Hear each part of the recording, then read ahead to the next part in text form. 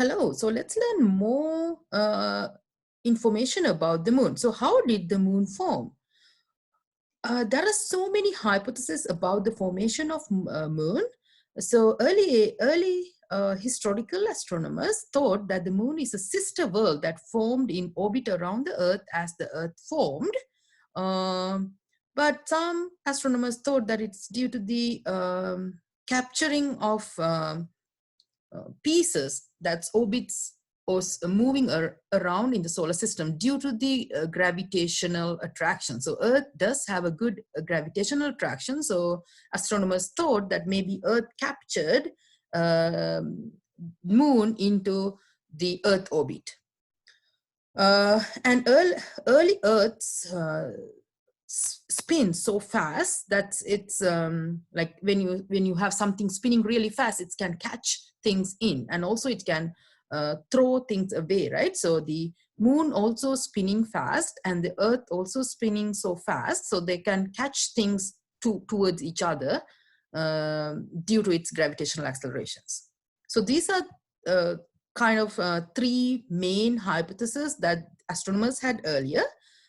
So the giant impact hypothesis attracts the astronomers' interest a lot because it's kind of a possible thing, and the chemistry, then the orbital speeds, and the behavior of orbit of the moon, and the high angular momentum support this idea. So we think that the impact by Mars-sized protoplanet happens in 4.5 billion years ago might create the moon for us. So the Earth and moon have surprisingly similar compositions. Here, this graph shows you the composition comparison between Mars meteorites and the Earth and moon. So as you see, the graph is kind of close to each other. That means it is giving evidence about the Earth and moon compositions are about the same. Like if you compare with the Mars, it's way different. How did the moon form? So this is a artistic picture about the moon formation. So a huge meteoroid collapsed onto the Earth, and it took a little piece apart and it's let it orbit around the Earth. Now here, the comparison of Earth and moon interior structure. So we learned about the Earth interior structure in the last lecture. Now here, look at the moon interior structure. So here we have a solid core inside the moon. It's a solid inner core. But if you compare the sizes with the size of the inner core on Earth, because the moon is 1/4 of the moon, relatively the size is smaller, but it does have a comparatively good solid iron core in there. But there's no liquid core on moon, so that's why it does not have a magnetic field. And there's a crust which is going from 0 kilometers to 70 kilometers. And the mantle. So the mantle is a little bigger comparatively here to the size of the moon because there's no inner liquid core. And there are lunar highlands. It's rugged, bright terrain caused by collisions. So this is a picture of lunar highlands. So it's like mountains. Then the Apollo program sent people and spacecraft to the moon from 1968 to 1977. So there are so many stories about the moon landing. So we argue like USA is the first group to land on moon. Also, there's a Russian astronomers who landed on the moon as well. Okay, so the month system that we are using is depend on the lunar month. So the lunar phases or the moon phases are changing over a calendar month, right? So the lunar month is 29.5 days, Earth days. So it takes 29.5 days to change the moon phases. So the definition for the lunar month is the amount of time between one new moon and the next. So it's take about 29.5 days. Then the Earth sidereal day, the moon does have another month called the sidereal month. So if you remember the definition of solar day and the sidereal day, it's about the same thing here. So if you look at this picture, here's the Earth and here's the moon, and let's say this is the sun. So here this moon is between the Earth and the sun, so we see the new moon here. So it's all dark, right? So you're seeing only the dark side of the moon from Earth. So that's the new moon. And then after 27.3 days, that's the sidereal month.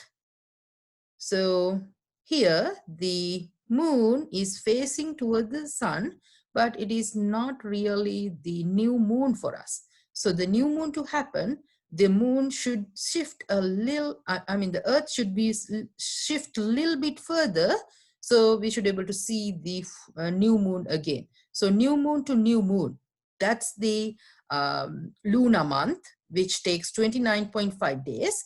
But the sidereal month is where the moon made 360-degree rotation around its axis, and that takes only 27.3 days.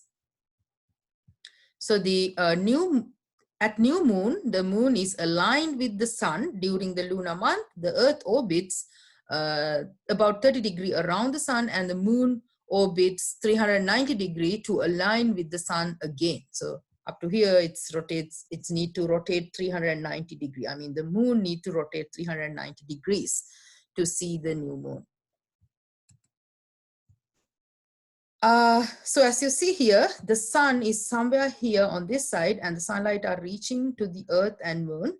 And here, if you draw a center line from one edge to the other end of the Earth, and also from one edge to the other end of the moon, you see this is like dividing into two pieces, right? So the sunlight is illuminated only onto this side of the Earth, and also only onto this side of the moon.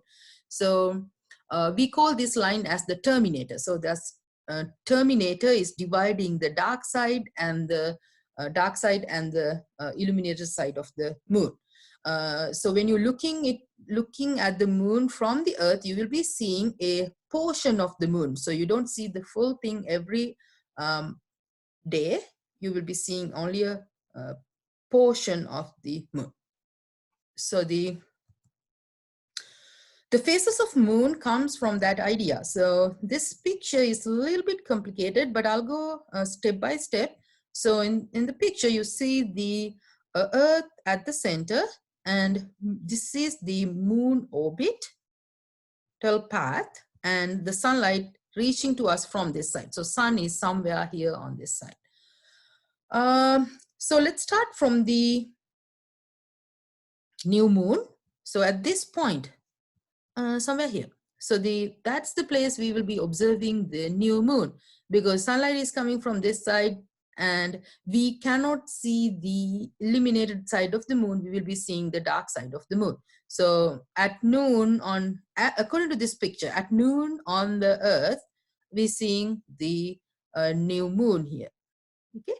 Then later, like throughout the month, the moon is orbiting around the Earth. So at this point, when it's moved to this position here, that's called the waxing crescent of the moon. So it takes about 2 to 4 days. The phases are apart from about 2 to 4 days. And you'll be seeing the waxing crescent, as I mentioned. So the moon is gaining light that is can be explained using the illumination of sunlight here. So here you're looking at the moon from this side, so you cannot see the full portion, but you will be seeing, like if you draw a line that touching the orbit over here, you can see this portion is light up, but not the other portion. So you will be seeing only this waxing crescent. Later, over here, after another 3 to 4 days, so let's say after 7 days from the new moon, you'll be looking at a moon in this position, right? So if you draw a line over here,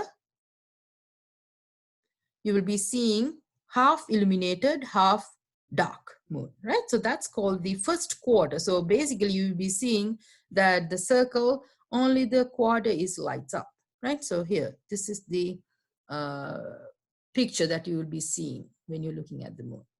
Then about 10 days later, you will be seeing waxing gibbous, and then after 14 days, it's full moon, because you can see the full half of lid side of the moon. So you'll be seeing a nice full moon there. Then again, now it's trying to waning. So you'll be seeing waning gibbous. So more compared to the full size of the moon, the relatively good size is illuminated, but just a little bit is dark still, right? So that's the waning gibbous. And then you will be seeing third quarter after 22 days. Then after 26 days old, you will be seeing waning crescent. And then after 29.5 days, you will be seeing new moon again.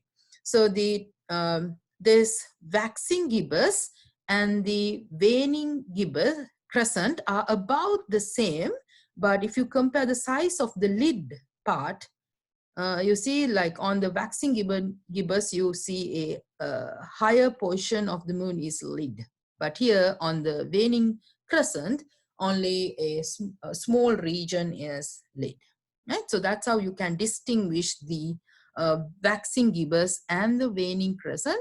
And also, if you look at the first quarter and the third quarter, you see like which side is lid. So it's half lid, but over here it's the right side of the moon is lid. Here the left side of the moon is lid.